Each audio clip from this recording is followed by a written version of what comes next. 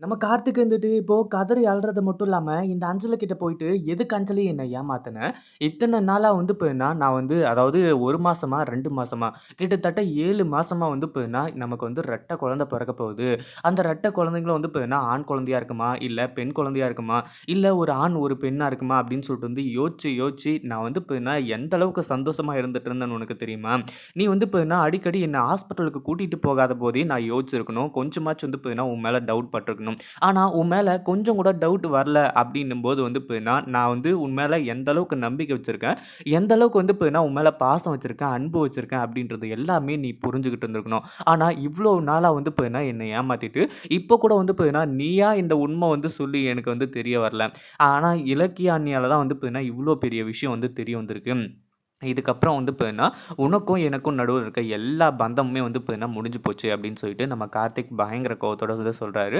அதுக்கு முன்னாடி என்னவெல்லாம் நடக்குது அப்படின்னு சொல்லிட்டு பார்க்கறதுக்கு முன்னாடி, இப்ப தான் நம்ம சேனலுக்கு ஃபர்ஸ்ட் டைம் வரீங்க அப்படின்னா, கீழ இருக்க சப்ஸ்கிரைப் பட்டன பிரஸ் பண்ணிக்கோங்க. இப்போ இந்த அஞ்சலியோட அம்மா இருக்கா பார்த்தீங்களா? அவளும் இருந்துட்டு வந்து பார்த்தீங்கன்னா, இங்க கோர்ட்டுக்கு வந்திருக்கா. எதுக்காக அப்படின்னு பார்த்தீங்கன்னா, நம்ம இலக்கியா மேல கேஸ் போட்டு அதாவது கோர்ட் வந்து பார்த்தீங்கன்னா தீர்ப்பு சொல்லி ஜெயிலுக்கு அனுப்புறத பார்த்து ரொம்ப சந்தோஷப்படணும் அப்படின்னு சொல்லிட்டு தான் அவங்க அம்மாவும் வந்து பார்த்தீங்கன்னா, இங்க என்ட்ரி குடுத்துருக்காங்க.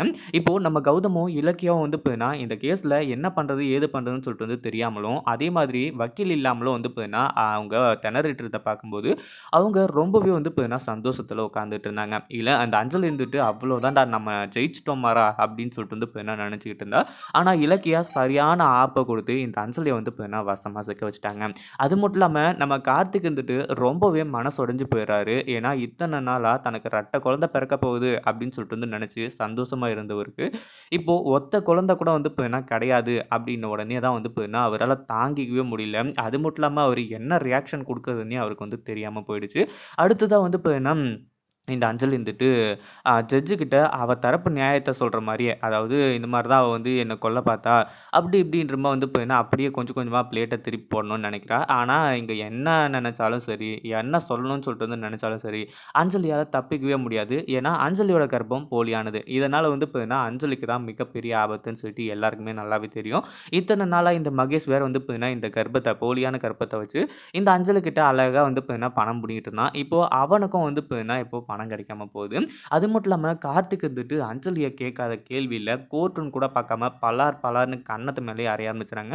"உனக்கு எவ்ளோ தைரியம் இருந்திருந்தா, நீ வந்து சரி ஓகே ஆரம்பத்தில வந்து பார்த்தீங்கன்னா, உன்னால கர்ப்பம் ஆகவே முடியாதுன்னு சொல்லிட்டு வந்து தெரிஞ்சுச்சு. சரி ஓகே அதுக்காக வந்து பார்த்தீங்கன்னா, சும்மா பொய் சொன்ன. அதுக்காக ஏன் பொய் சொல்லணும்? நீ அப்போ கர்ப்பமா இல்லன்னு சொல்லிட்டே வந்து சொல்லியிருக்கலாம். சரி ஓகே பொய் சொல்லிட்ட ஓகே. ஆனா அதே சமயம் ஒரு குழந்தை கிடையாது. என்னோட வயித்துல ரெட்ட குழந்தை வளர்ந்துட்டு இருக்கு அப்படின்னு சொல்லிட்டு வந்து சொன்னேன். அது வந்து பார்த்தீங்கன்னா, சரி அதோட நிறுத்துனியா? அதுக்கப்புறமா வந்து பார்த்தீங்கன்னா, இலக்கிய அண்ணிய வந்து பார்த்தீங்கன்னா, உன் கர்ப்பத்த வச்சு இல்லாத கர்ப்பத்த வச்சு ஜெயிலுக்கு அனுப்புனல்ல. இது எதையுமே என்னால வந்து பார்த்தீங்கன்னா, தாங்கிக்க முடியாது. ஒரு விஷயம் அப்டின்னாலே வந்து பார்த்தீங்கன்னா, உன்ன மன்னிக்கிறது ரொம்ப கஷ்டம். இத்தன தவறுகள செஞ்சிருக்க. உன்னலாம் மன்னிக்கவே கூடாது. உனக்கு ஸ்ட்ரெயிட்டா வந்து பார்த்தீங்கன்னா, தூக்கு தண்டனை தான் குடுக்கணும். அப்டின்னு சொல்லிட்டு கார்த்திக் வந்து சொல்ல ஆரம்பிச்சுறாரு. இத பத்தி நீங்க என்ன நெனைக்கிறீங்க? அந்த வீடியோ பிடிச்சிருந்தா லைக் பண்ணுங்க, ஷேர் பண்ணுங்க. இப்ப தான் நம்ம சேனலுக்கு ஃபர்ஸ்ட் டைம் வரீங்க அப்டின்னா, சப்ஸ்கிரைப் பண்ணிக்கோங்க.